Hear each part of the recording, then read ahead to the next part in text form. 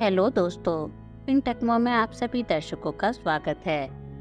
आज हम जानेंगे सच्ची आस्था, संतुलन, तर्क और अनुभव पर आधारित विश्वास के बारे में। आस्था या विश्वास हर व्यक्ति के जीवन का एक महत्वपूर्ण हिस्सा होता है। यह आस्था अक्सर धार्मिक, सांस्कृतिक या सामाजिक विश्वासों के रूप में प्रकट होती है। हालांकि सच्ची आस्था की परिभाषा इन सभी रूपों में बहुत अलग होती है। यह केवल बाहरी दबावों, परंपराओं या मान्यताओं से प्रभावित नहीं होती, बल्कि यह व्यक्ति के तर्क, अनुभव और आंतरिक संतुलन पर आधारित होती है। सच्ची आस्था का तात्पर्य ऐसी विश्वास प्रणाली से है जो अंधविश्वास, दिखावे या बाहरी प्रभावों से मुक्त होकर केवल वास्तविक अनुभव और तर्क पर आधारित हो। आस्था का मूल उद्देश्य केवल धार्मिक विश्वासों के पालन तक सीमित नहीं होता, बल्कि यह व्यक्तिगत सत्य, आत्मसमझ और जीवन के संतुलन लाने का एक माध्यम है। इस लेख में हम विस्तार से चर्चा करेंगे कि सच्ची आस्था क्या होती है, यह संतुलन, तर्क और अनुभव पर आधारित क्यों है और इसे कैसे प्राप्त किया जा सकता है। सच्ची आस्था का सार। सच्ची आस्था का अर्थ केवल बाहरी धार्मिक कृत्यों और परंपराओं का पालन नहीं होता। यह आस्था तभी सच्ची होती है जब व्यक्ति अपने जीवन में उसे अनुभव करता है। जब व्यक्ति बिना किसी बाहरी दबाव या दिखावे के अपनी आस्था को महसूस करता है और अपने जीवन में संतुलन और शांति पाता है, तब उसे सच्ची आस्था कहा जा सकता है। आस्था का अर्थ केवल विश्वास और उम्मीद नहीं, बल्कि एक गहरी समझ और तर्क की प्रक्रिया है, जिसमें व्यक्ति स्वयं से सवाल करता है, अपने अनुभवों से सीखता है और अपनी जीवन यात्रा को सही दिशा में बढ़ाता है। यही वह आस्था है जो सच्ची और स्थायी होती है। संतुलन, सच्ची आस्था की पहली शर्त। संतुलन सच्ची आस्था का पहला और महत्वपूर्ण पहलू है। जीवन में हर चीज का संतुलन होना चाहिए, चाहे वह मानसिक हो, शारीरिक हो या आध्यात्मिक। जब व्यक्ति अपने जीवन में संतुलन बनाए रखता है तो उसे आंतरिक शांति मिलती है। उदाहरण के लिए भगवान श्री कृष्ण ने भगवद गीता में कहा है, जो व्यक्ति कर्म करते समय किसी भी प्रकार के सुख दुख से अप्रभावित रहता है, वही सच्चा योगी है। यह संतुलन का एक उदाहरण है।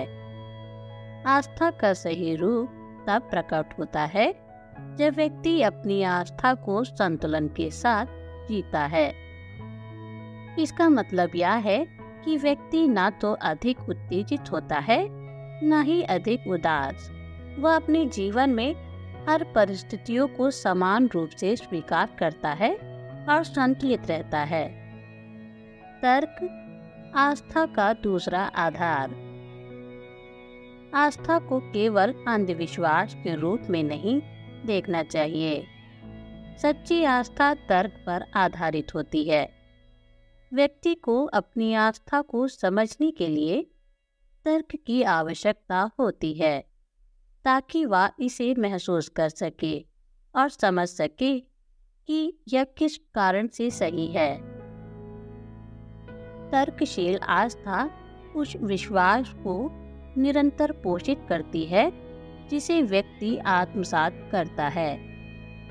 उदाहरण के लिए आचार्य चाणक्य ने अपने ग्रंथ अर्थशास्त्र में नीति और तर्क पर बहुत जोर दिया है। चाणक्य ने स्पष्ट रूप से कहा है कि बिना तर्क के किसी भी विश्वास या निर्णय को सही नहीं ठहराया जा सकता। वे कहते हैं, जो व्यक्ति तर्क से काम नहीं करता वह कभी किसी भी मामले में सही निर्णय नहीं ले सकता। यह स्पष्ट करता है कि आस्था के लिए तर्क का होना आवश्यक है। केवल तर्क ही व्यक्ति को अपने विश्वासों और जीवन को सही दिशा में ले जाने में मदद करता है।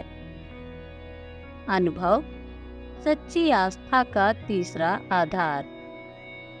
आस्था का तीसरा और सबसे महत्वपूर्ण तत्व अनुभव है।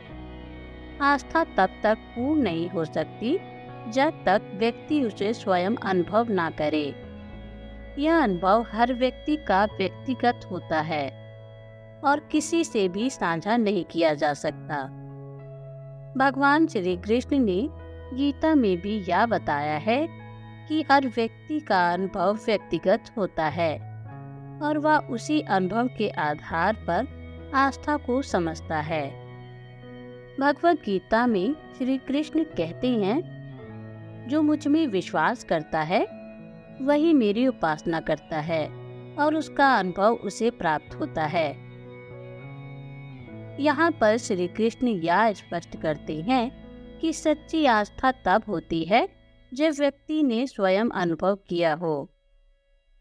आस्था में अंधविश्वास और दिखावा का स्थान नहीं।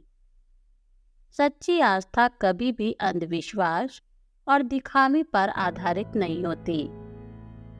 अगर किसी विश्वास को बिना तर्क और अनुभव के केवल दूसरों के कहने पर अपनाया जाए तो वह आस्था नहीं बल्कि अंधविश्वास कहलाता है। दूसरी ओर दिखावा भी आस्था का एक हिस्सा नहीं हो सकता। आस्था एक व्यक्तिगत और आंतरिक अनुभव है जिसे किसी से छिपाना या दिखाना नहीं चाहिए। यह हमारे भीतर की सच्चाई और समझ का परिणाम है और इसका प्रकट होना हमारी आत्म समझ और आंतरिक शांति पर निर्भर करता है। सच्ची आस्था को कैसे प्राप्त करें? सच्ची आस्था प्राप्त करने के लिए व्यक्ति को कुछ महत्वपूर्ण पहलुओं पर ध्यान केंद्रित करना होता है। आत्मनिर्णय और विचारशीलता। अपने जीवन में हर निर्णय को सोच समझ कर लेना चाहिए।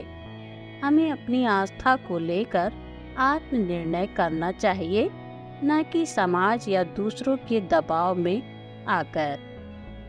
संतुलन बनाए रखें। जीवन में संतुलन बनाए रखना महत्वपूर्ण है। इसका मतलब यह है कि हमें अपनी आस्था को हर परिस्थिति में समान रूप से स्वीकार करना होगा और न ही किसी चीज के प्रति अत्यधिक रुचि या घृणा दिखानी चाहिए। तर्क और अनुभव पर जोर दें। आस्था को तर्क और अनुभव के आधार पर समझें। हमें अपनी आस्था के पीछे का कारण जानने और समझने का प्रयास करना चाहिए ताकि हम उसे सही ढंग से अपना सकें। निष्कर्ष: सच्ची आस्था केवल विश्वास, प्रतीक या धार्मिक कृत्यों तक सीमित नहीं है। यह एक ऐसा विश्वास है जो संतुलन, तर्क और अनुभव पर आधारित है। सच्ची आस्था तब प्रकट होती है जब हम अपने जीवन में हर घटना को समझते हुए अपने अनुभवों से सीखते हैं और अपने भीतर की सच्चाई को महसूस करते हैं। यह विश्वास हमें भीतर से मजबूत, संतुलित और दयालु बनाता है और हमें अपने जीवन को सही दिशा में चलाने की प्रेरणा देता है।